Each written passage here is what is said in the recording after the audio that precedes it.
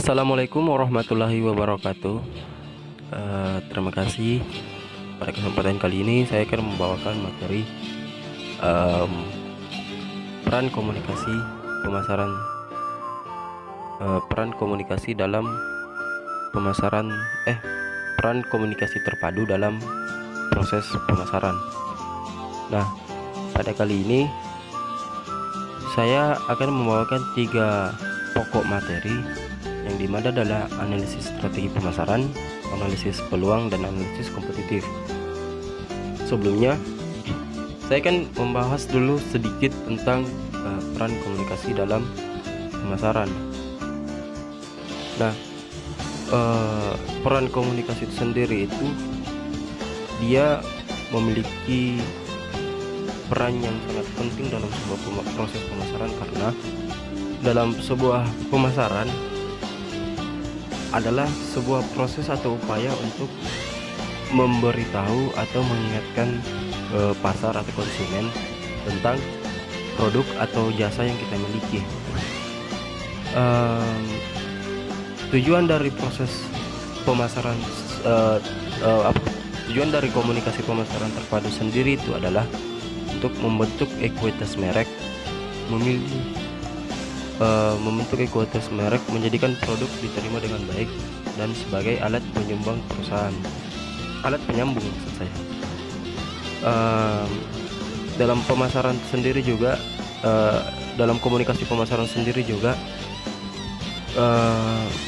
di mana sebuah perusahaan itu meningkatkan kesadaran dari target pasar atau dari konsumen yang mereka miliki. Nah, selanjutnya, sebelum melakukan sebuah pemasaran, bagaimana kita untuk meningkatkan kesadaran, menambah pengetahuan konsumen tentang produk kita, atau bagaimana kita membentuk ekuitas merek yang kita miliki pada sebuah perusahaan atau organisasi. Ada langkah-langkah yang bisa kita ambil sebelum melakukan sebuah pemasaran. Nah, dalam adapun cara-caranya itu, pertama adalah analisis dan strategi pemasaran. Nah, analisis dan strategi pemasaran itu sendiri adalah, kita akan membahas satu-satu dulu. Pertama, melalui analisis pemasaran.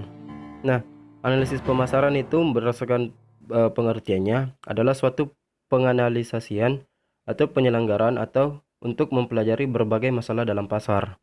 Nah, maksudnya di sini adalah bagaimana sebuah perusahaan menganalisa atau melakukan riset kepada pasar yang mereka yang menjadi target pasar mereka. Maksudnya di sini menganalisa adalah poin-poin yang akan mereka analisa itu adalah, pertama, aspek psikografis, demografis, dan juga geografis. Ada juga beberapa aspek yang lain seperti kebiasaan dari pasar, atau apa lagi namanya, atau yang biasa disebut dengan segmentasi pasar. Dalam analisis pasar itu sendiri ada yang namanya segmentasi pasar yang meliputi yang tadi yang saya bilang tadi sebelumnya. Nah, segmentasi pasar itu meliputi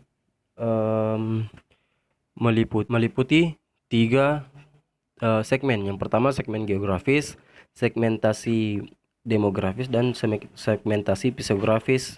Oh, empat ternyata 4 ya. Dan segmentasi perilaku. Yang pertama itu yang dimaksud dengan segmentasi geografis itu adalah bagaimana sebuah perusahaan membagi membagi pasarnya menjadi unit-unit geografis yang berbeda, seperti negara, wilayah negara bagian, kabupaten, atau pemukiman yang paling kecil. Contohnya, dalam suatu kota ada sebuah produk yang ingin dipasarkan, misalnya gitu kan. Di situ yang di pasar mereka akan membagi daerah-daerah yang akan ingin mereka mereka menjadi target dari pemasaran mereka. Contohnya semisal begini, em, kita ambil studi kasus semisal kita ambil contohnya produk layanan Gojek misalnya. Nah, eh, pada kasus ini Gojek menargetkan masyarakat-masyarakat perkotaan yang ada di Indonesia sebagai target pasar mereka. Nah, bagaimana proses pemasaran mereka yang mereka lakukan? Salah satunya eh, melakukan strategi pemasaran yang meliputi. Jadi, Gojek melakukan strategi pemasaran melalui metode personal selling, yang dimana Gojek mengetahui mengetahui kebiasaan em, dari pasar mereka. Nah, kita telah masuk juga kepada segmentasi perilaku. Nah, melalui itu dia dia memasarkan produk mereka, layanan mereka melalui iklan-iklan yang berada dalam sosial media. Jadi Gojek melakukan analisis terlebih dahulu bagaimana kebiasaan dari segmentasi pasar mereka, dan setelah itu melakukan pemasaran. Seperti itu kurang lebih. Nah, selanjutnya di strategi pemasaran sendiri. Nah, strategi pemasaran sendiri ini adalah eh, dampak keberlanjutan dari analisis yang sebelumnya dilakukan. Jadi setelah melakukan analisis berdasarkan segmentasi geografis, psikografis, demografis, dan perilaku, bisa ditarik kesimpulan dari keempat poin itu. Setelah ditarik kesimpulan dari situ, dirangkum menjadi eh, sebuah ide atau sebuah pokok dari bagaimana mereka akan melakukan strategi pemasaran. Nah, strategi pemasaran tersendiri itu bisa diartikan sebagai. Nah, dalam strategi pemasaran itu ada banyak cara.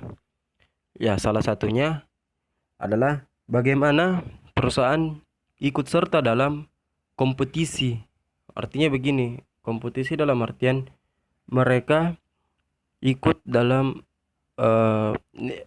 maksudnya ini dalam ikut kompetisi akan dibahas dalam materi selanjutnya, yaitu analisis kompetitif. Nah, pada intinya strategi yang bisa dilakukan dalam sebuah pemasaran itu salah satunya adalah kompetisi.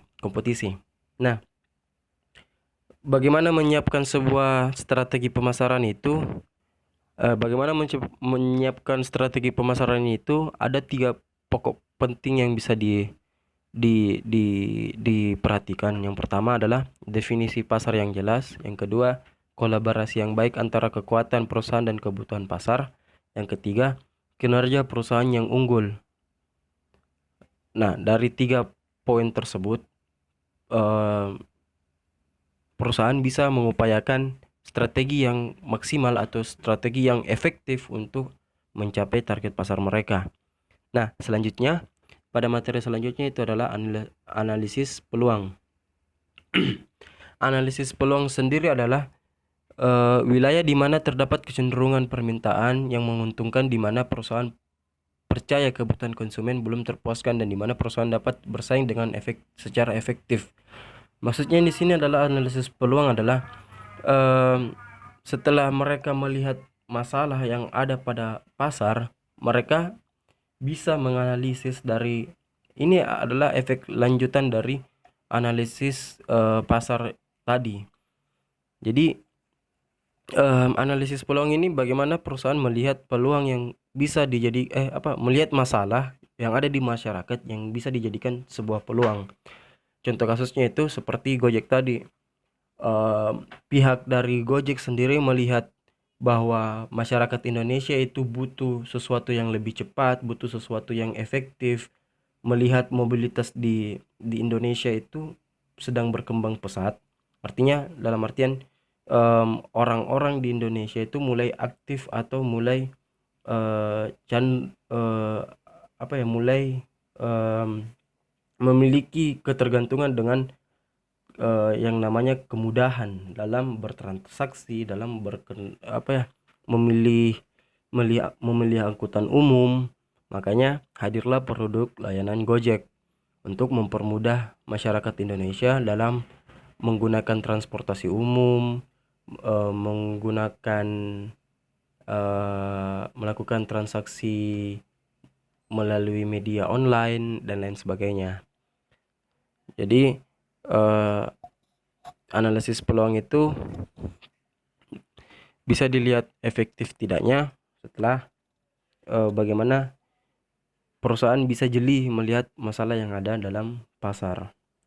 Nah, selanjutnya itu pada materi selanjutnya adalah analisis kompetitif. Nah, analisis kompetitif ini adalah bagaimana mereka bisa bersaing dengan pesaing bisnis mereka. Contohnya seperti Gojek yang bersaing dengan Grab, Uber, dan lain sebagainya. Nah, startup ini mereka saling bersaing dalam meningkatkan value mereka. Hal yang paling menjadi hal pokok yang menjadi perhatian dalam analisis kompetitif ini adalah bagaimana mereka membuat perusahaan mereka berbeda dari pesaing mereka. Bagaimana jadi mereka istilahnya ini mereka saling berlomba untuk menjatuhkan satu sama lain secara tidak langsung. Bagaimana mereka membangun citra mereka yang lebih baik dari kompetitor mereka. Karena dalam pengertiannya sendiri adalah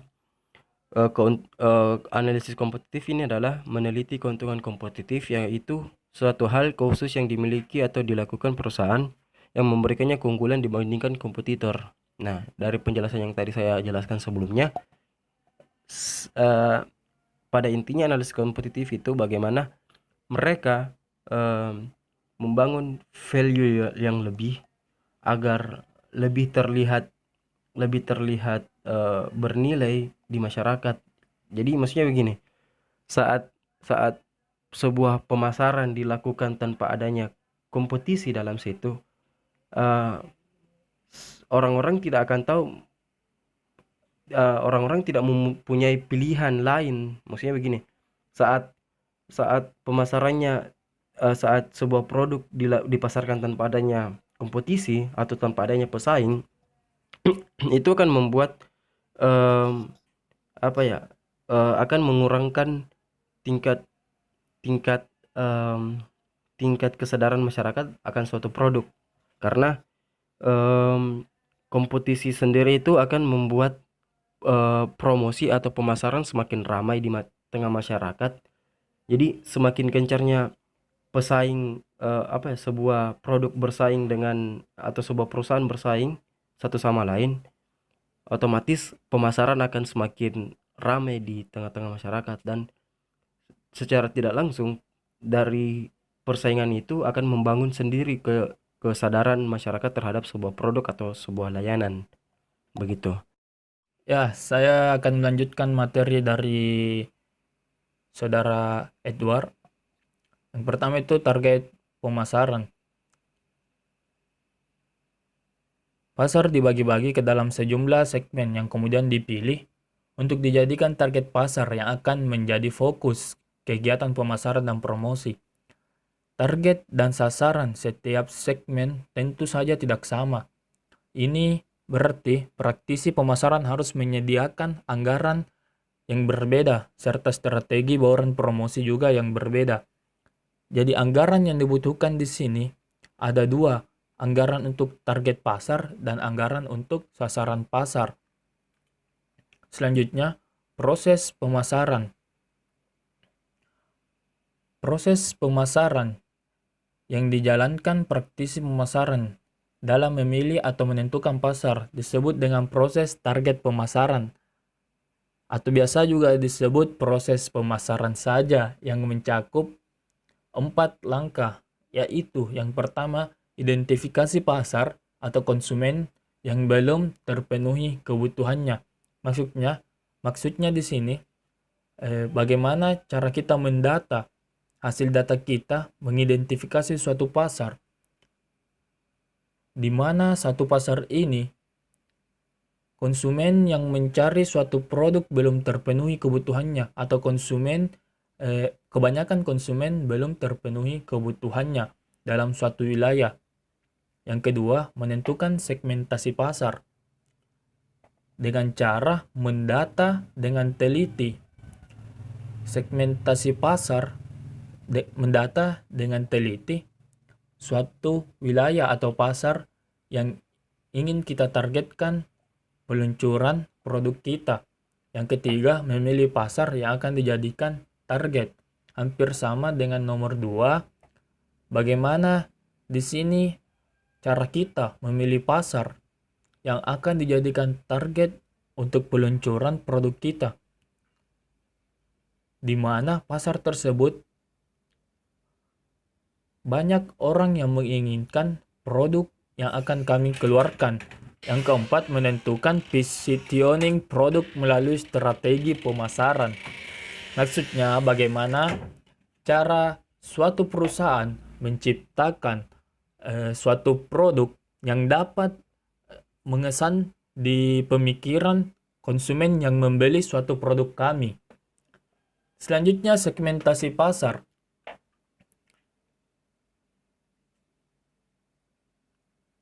Segmentasi diperlukan agar dapat melayani konsumen dengan baik.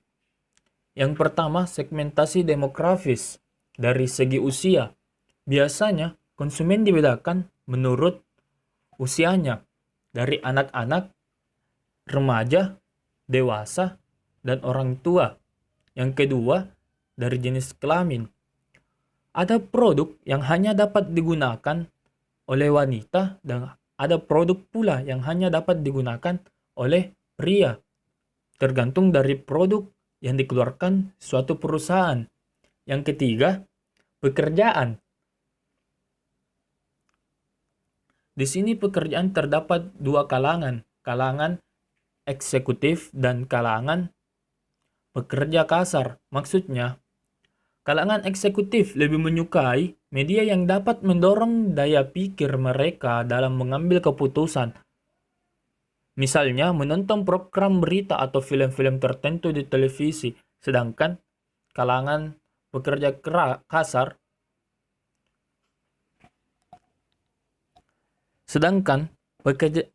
Sementara kalangan pekerja kasar lebih menyukai musik dangdut dan banyak sebagainya yang hanya dapat dinikmati oleh kalangan-kalangan di bawah lah.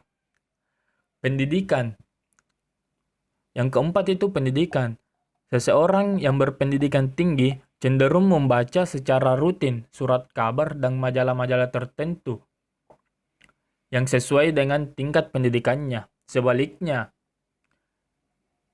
yang hanya berhasil mencapai sekolah dasar umumnya membaca bacaan yang lebih rendah. Yang kelima, pendapatan.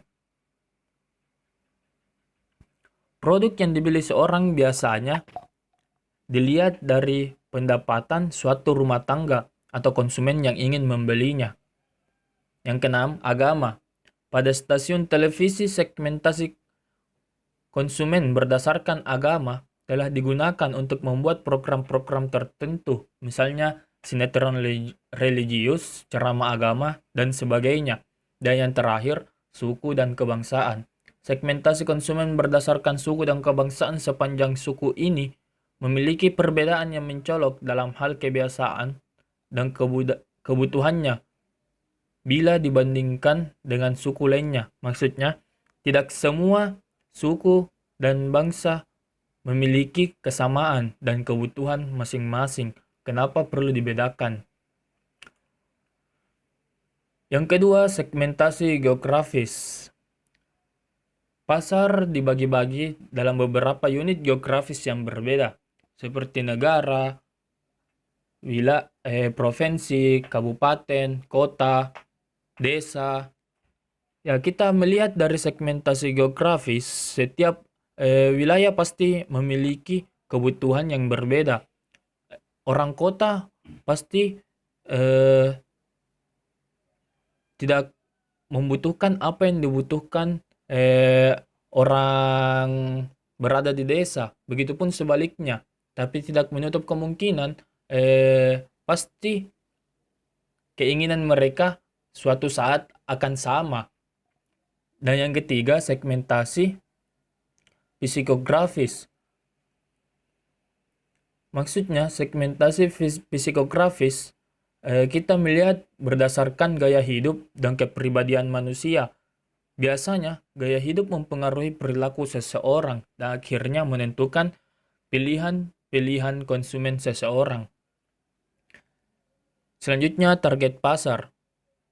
Perusahaan selanjutnya harus memilih segmen pasar yang ingin dimasuki yang disebut dengan target pasar yang akan menjadi fokus perhatian kegiatan pemasaran. Hal ini disebabkan jarang sekali suatu produk dapat memuaskan kebutuhan suatu konsumen. Selanjutnya, superioritas adalah keadaan yang sangat ideal, namun biasanya sangat sulit dicapai. Misalnya, produk yang kuat, hebat, dan lebih segala-galanya membutuhkan biaya yang sangat besar untuk memproduksinya. Tapi, kadang orang yang hanya mempunyai budget yang sangat minim, tapi menginginkan produk yang bagus, murah, berkualitas, dan lain sebagainya. Selanjutnya, diferensiasi. Di sini perubahan bertindak lebih rasional, yaitu tidak ingin unggul dalam segala hal, tetapi membatasinya pada satu atau beberapa segi saja yang superior terhadap pesaing-pesaingnya. Maksudnya, di sini perusahaan tidak ingin unggul dalam semua kualitas. Seperti dari perusahaan-perusahaan HP. Ada yang kameranya bagus, tapi soundnya jelek. Ada yang soundnya bagus, tapi kameranya jelek. Ya, begitulah. Jadi contoh dari diferensiasi. Kemudian program paritas. Di sini perusahaan dan produknya sama sekali tidak dapat dibedakan satu dengan yang lainnya. Audiens tidak dapat membedakan mana yang lebih baik antara produk yang dihasilkan perusahaan A dengan perusahaan lainnya. Oleh karena itu, biasanya diciptakan pembeda halayan dengan menanamkan citra merek, mengasosiasikan dengan tokoh-tokoh humor, kartun, dan sebagainya. Dan yang terakhir, perencanaan pemasaran. Tahap selanjutnya ini, dari proses pemasaran adalah menggabungkan berbagai elemen yang terdapat pada marketing mix atau bauran pemasaran ke dalam program pemasaran atau kohesif dan efektif. Setiap elemen yang terdapat dalam bauran pemasaran adalah bersifat multidimensional yang memerlukan pengambilan keputusan dalam berbagai bidang. Setiap elemen dalam bauran pemasaran harus dipertimbangkan dan harus memberikan kontribusi terhadap keseluruhan program komunikasi pemasaran terpadu. 3 elemen dalam bauran pemasaran yaitu produk, harga, dan saluran distribusi. Mungkin hanya ini yang sempat saya sampaikan dari kelompok 2. Semoga materi kali ini bermanfaat. Saya akhiri dengan ucapan Allahul muwaffiq ila aqwamit thariq. Assalamualaikum warahmatullahi wabarakatuh.